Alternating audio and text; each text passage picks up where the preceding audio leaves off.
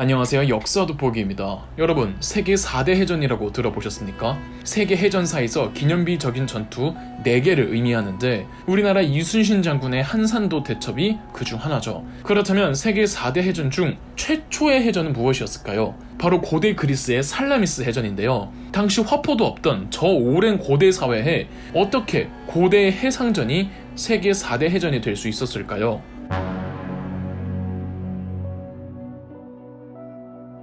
고대 그리스는 수십 개의 도시국가들로 쪼개져 있었습니다. 이 도시국가들끼리도 사이가 좋지 못했습니다. 그중 가장 국력이 강한 두 나라가 스파르타와 아테네였는데요. 두 나라가 아주 앙숙이었죠. 수십 개의 도시국가들끼리도 서로 사이가 좋았다 나빴다를 반복하는데 이 도시국가들을 하나로 모아준 외부의 적이 있었습니다. 바로 동방의 페르시아였죠. 이란에서부터 중동까지 영역을 아우르던 페르시아는 황제가 다스리는 제국이었습니다. 제국. 반면 고대 그리스 국가들은 도시 단위 규모의 도시 국가들이었어요. 개념 자체가, 체급 자체가 완전히 달랐죠. 고대 그리스의 도시 국가들도 대충 페르시아가 영토가 조금 넓은 나라라고만 알았지 어느 정도 영역을 구가는 대제국인지 감도 못 잡았고 그래서 더 겁없이 덤볐던 것일 수도 있어요. 그럼에도 기원전 490년 페르시아의 다리우스 1세 황제가 2만 5천의 병력으로 아테네를 정벌하기 위해 그리스 반도로 상륙을 시도했다가 그 유명한 마라톤 전투에서 그리스 연합군에게 패배해 돌아갑니다. 이 전투가 1차 페르시아 전쟁인데 그 강력한 페르시아가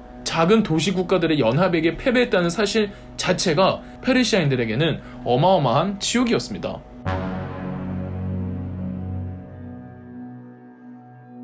페르시아가 본인들의 수모를 씻고자 언젠간 그리스로 다시 쳐들어올 것이란 건 자명했죠. 아테네에서는 미리 국방력을 증강시키기로 하는데 육군을 증강시킬 것이냐 아니면 해군을 증강시킬 것이냐를 두고 설전이 벌어졌습니다. 아테네의 유명한 군 장교 겸 최고 행정관이었던 테미스토클레스는 아테네 민회에 해군 증강을 강력히 주장했습니다. 때마침 아테네에서 라우리온 은광이 발견되면서 막대한 양의 은을 공수할 수가 있었습니다. 육해군 증강 논란에 합의를 보지 못한 아테네 민회는 델포이 신탁을 듣기로 합니다. 신탁에서는 나무 성벽이 그리스를 구해줄 것이다. 살라미스 섬이여 너는 여인들의 아이들을 죽일 것이다. 라는 알 수 없는 답변을 해주었죠. 테미스토클레스는 이 신탁을 민회에서 이렇게 해석했습니다. 나무 성벽이란 목선을 말하며 살라미스 섬이 여인들의 아이들을 죽인다는 것은 살라미스 섬에서 해전으로 싸우면 적군들을 죽일 수 있다고 말이죠. 테미스토클레스에게 설득된 민회는 해군 증강을 선택합니다. 아테네 민회는 무려 200여 척의 갤리선 제작에 막대한 돈을 투자합니다. 갤리선이란 돛과 노로 운항하는 목선을 말합니다. 테미스토클레스의 주도하에 아테네군이 양성되었고 항만시설도 정비되어 아테네 인근에 거대한 항구도 만들어졌습니다. 이 항구가 바로 지금의 피레우스 항구입니다. 현재 그리스에서 가장 큰 항구이자 유럽에서 세 번째로 크다는 피레우스 항구가 이렇게 탄생했죠.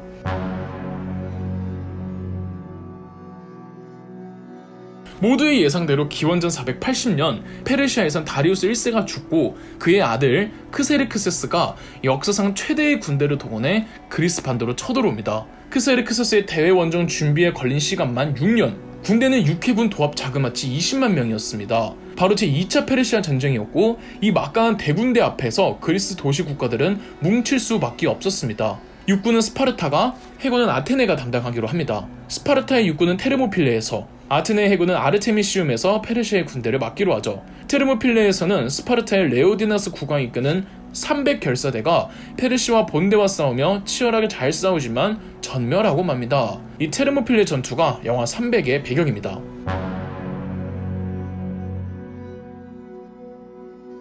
테르모필레에서 스파르타 300여 명이 전멸했다는 소식을 들은 아테네의 테미스토클레스는 아르테미시움에 있는 그리스 해군을 다른 해협으로 옮기기로 합니다. 테미스토클레스는 기존 아테네가 보유하고 있던 100여 척의 갤리선과 새롭게 증강한 200여 척의 갤리선, 도합 300여 척의 갤리선을 이끌고 신탁대로 살라미스 섬 바다로 넘어가기로 했고 아테네 바로 앞에 살라미스 섬이 있어서 우선적으로 아테네 시민들을 살라미스 섬으로 오버로드부터 해놓습니다. 크세르크세스는 아테네를 침공해 아테네를 쑥대밭으로 만들었습니다. 시민들 상당수가 살라미스 섬으로 피신을 간 상태여서 인명피해가 극심하진 않았지만 도시 자체는 쑥대밭이 되었죠. 아테네를 장악한 페르시아 내부에서는 살라미스 섬 바다에 아테네 해군 병력이 있으니 이들을 섬멸하자는 측과 살라미스 섬에서 싸우는 건 위험 부담이 크다며 아테네에서 페르시아가 가만히만 있어도 그리스 도시국가 연합은 알아서 내분으로 무너질 거라는 측으로 나뉘었습니다. 빛나는 업적에 목마르던 페르시아의 국왕 크세르크세스는 아테네 해군 선멸을 명령하였습니다.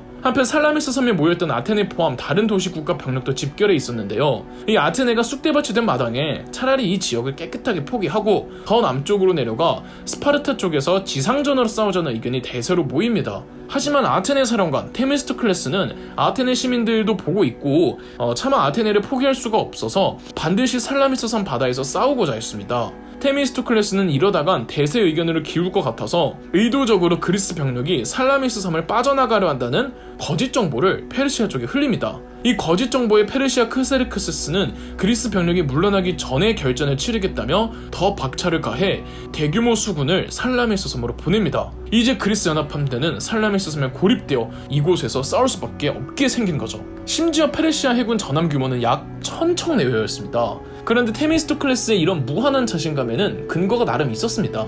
테미스토클레스는 뱀의 혀라는 별명을 가진, 좋게 말해서 천재 모략군, 나쁘게 말하면 입 잘 터는 사기꾼이었거든요. 테미스토클레스는 크세르크세스에게 몰래 항복 의사를 밝혔습니다. 그리고 아테네 해군을 박살낼 수 있는 전략을 주었는데, 우선 아테네 전함들이 도망갈 수 없게 배후를 막고 페르시아 해군 본대가 살라미스 입구로 밀고 들어오면 이미 겁먹은 아테네 해군은 항전하지 못하고 전멸할 거라고 말이죠. 크세르크세스는 테미스토클레스의 거짓 항복과 거짓 전략을 온전히 믿어버렸습니다. 크세르크세스는 테미스토클레스의 말대로 1000척 중 200척으로 아테네 해군의 퇴로를 막았습니다. 이러면 페르시아 전함이 쪼개진 거죠. 그리고 나머지 800척의 전함들로 테미스토클레스의 아테네 해군과 전면전을 시작했습니다. 살라미스 해협은 굉장히 좁은 해협입니다. 대규모 함대가 절대 들어올 수가 없죠. 그런데 흥분한 크세르크세스는 그 어마어마한 규모의 함대를 그 좁은 해협에 억지로 꾸겨 넣었고 결국 자기들끼리 충돌하며 개 난장판이 됩니다. 이걸 병목현상이라고 하죠.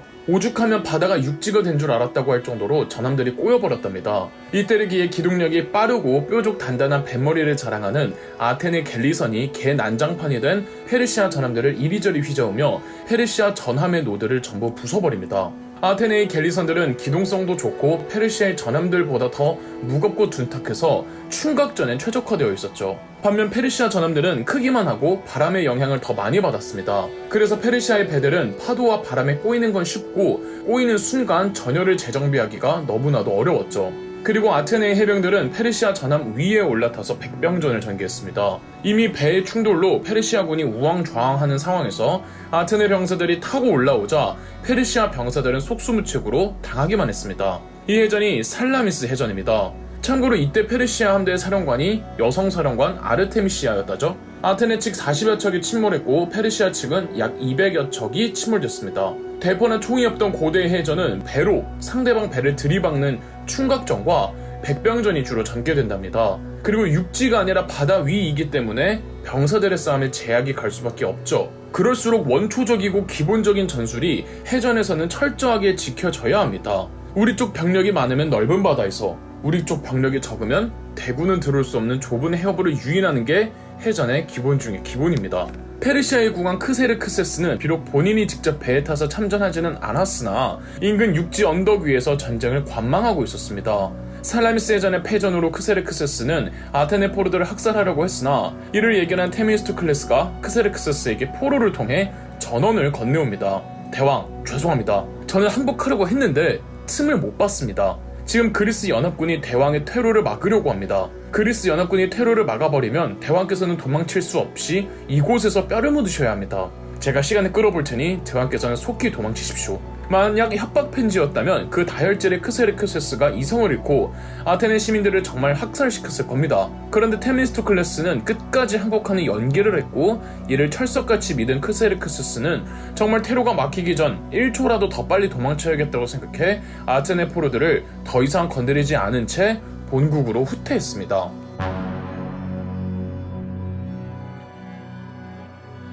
제2차 페르시아 전쟁이 그리스의 승리로 끝나고 테미스토클레스는 아테네의 국가적 영웅이 되었습니다.